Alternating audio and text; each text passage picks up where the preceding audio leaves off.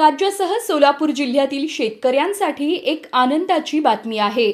30 जूनच्या आधी शेतकऱ्यांना राज्य सरकारकडून कर्जमाफी देण्यात येणार आहे। त्या अनुषंगाने सहकार खात्याने तयारी सुरू केली आहे।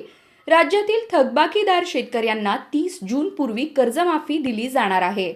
यासाठी सहकार खात्याने जिल्हा मध्यवर्ती बँकासह राष्ट्रीयकृत बँकांना माहिती तयार ठेवायला सांगितली आहे।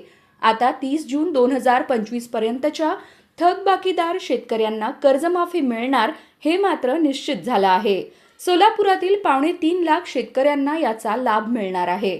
राज्यातील 1,33,44,209 शेतकऱ्यांना बँकांनी 3.25 लाख कोटींचे कर्ज वाटप केले आहे।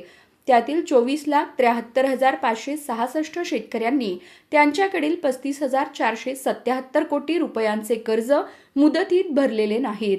त्यामुळे तेवढे शेतकरी आता थकबाकीदार झाले आहेत। आता या थकबाकीदार शेतकऱ्यांना कर्जमाफी दिली जाणार आहे।